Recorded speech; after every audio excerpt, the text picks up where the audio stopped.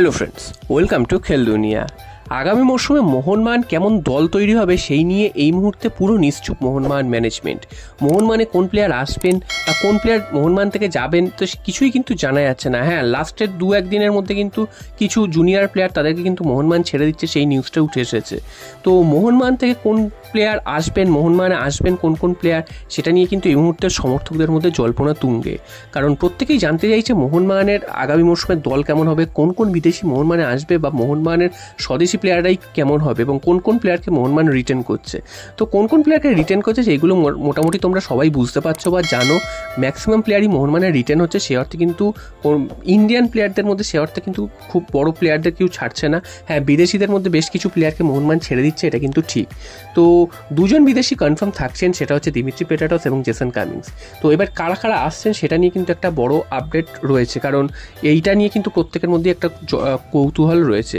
তো প্রথমেই চলে আসি আপুইয়ার কথায়। আপুইয়াকে নিয়ে কিন্তু লাস্ট 2 সপ্তাহ ধরে প্রচণ্ড টালবাহানা চলেছে। আপুইয়া একবার মোহনবাগানে আসবেন কি একবার ইস্টবেঙ্গলে যাবেন বা মুম্বাইতেই তিনি থেকে যাবেন। তো এইটা নিয়ে কিন্তু প্রত্যেক দিনই নতুন নতুন আপডেট বেরিয়ে আসছে, কখনো মোহনবাগানের দিকে পাল্লা ভারী, তো কখনো ইস্টবেঙ্গলের দিকে পাল্লা ভারী, বা কখনো তিনি মুম্বাইতেই থাকবেন শোনা যাচ্ছে।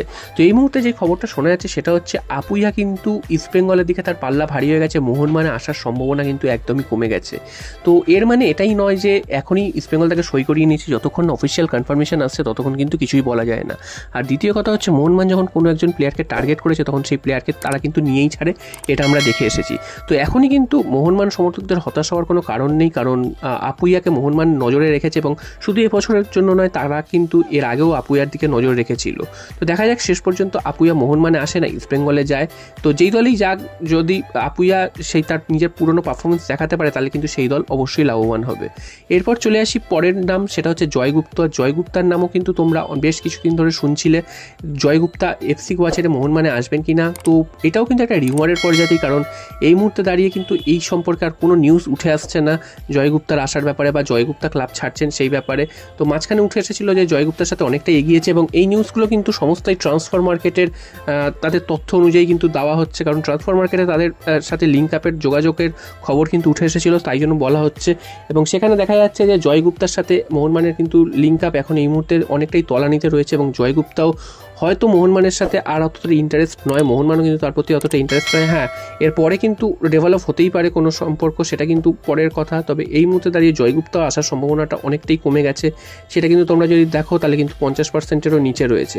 এরপর চলে আসি ছাংতের কথায়। তো ছাংতেও কিন্তু মোহনবাগানে আসছেন বলে একেবারেই মনে হচ্ছে না, কারণ মুম্বাই সিটি এফসি এতজন প্লেয়ারকে ছাড়বে না একসাথে, এবং ছাংতেও দুর্দান্ত ফর্মে ছিল এবং ছাংতে মুম্বাইয়ের অন্যতম একটা বড় সম্পদ। তো এই প্লেয়ারকে মুম্বাই সিটি এফসি ছাড়বে না এবং মোহনবাগানের নজরে রয়েছে বা মোহনবাগান নিয়ে তার সাথে কিন্তু রিউমার উঠে এসেছিল, সেই জন্য এই নিউজটা দেওয়া। তবে ছাংতের আসার সম্ভাবনা প্রায় 20-30% মধ্যেই রয়েছে।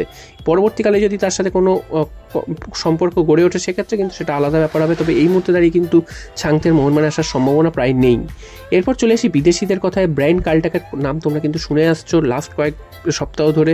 তিনি ভানুয়াতুর প্লেয়ার, অস্ট্রেলিয়ান এ লিগে খেলছে, যথেষ্ট শক্তিশালী একজন প্লেয়ার এবং মোহনবাগানের ডিফেন্সে কিন্তু এরকমই শক্তিশালী প্লেয়ারের প্রয়োজন, যেহেতু মোহনবাগান এসিএল-এর মতন টুর্নামেন্ট খেলবে এবং এরকম শক্তপোক্ত প্লেয়ার হলে মোহনবাগানের ডিফেন্সটা অনেকটা পোক্ত হবে। কারণ আমরা দেখেছি যে গতবার অস্ট্রেলিয়ান ডিফেন্ডার বা স্প্যানিশ ডিফেন্ডার দিয়ে কিন্তু হয় না, তারা অবশ্যই ভালো খেলছে, তবে তারা কিন্তু যতটা শক্তপোক্ত ততটা কিন্তু নয়, যার কারণে কিন্তু মোহনবাগানের ডিফেন্স কিন্তু বারবার ভুগেছে এবং মোহনবাগানের ডিফেন্সে কিন্তু অনেকটা প্রবলেম দেখা দিয়েছে।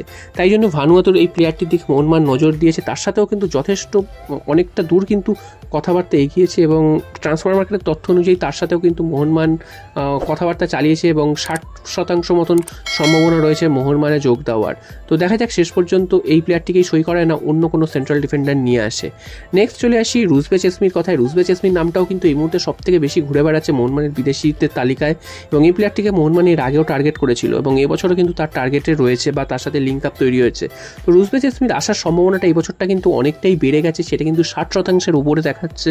তো বুঝতেই পারছো রুজবে চেসমির সাথে মোহনবাগানের একটা যে যোগাযোগ তৈরি হয়েছে এটা তো অবশ্যই অবশ্যই সত্যি।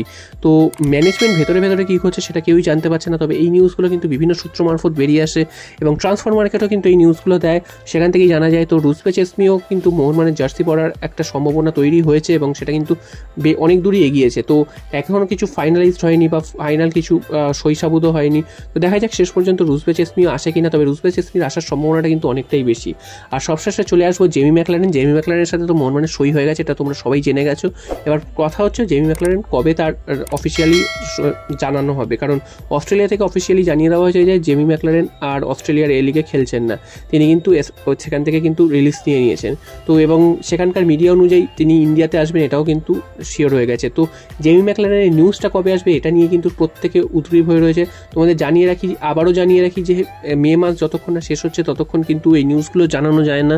যখনই জুন মাস শুরু হবে, ট্রান্সফার উইন্ডো খুলে যাবে, তখনই কিন্তু জেমি ম্যাকলারেনের নিউজটা সবার আগে আসবে। তো দেখা যাক শেষ পর্যন্ত কত তারিখে এই নিউজটা আসে এবং আর অন্য কোন কোন প্লেয়ার মোহনবাগানে যোগদান করে বা মোহনবাগানের সাথে লিঙ্ক আপ উঠে আসে সেগুলো কিন্তু তোমাদের আমি সাথে সাথে জানি।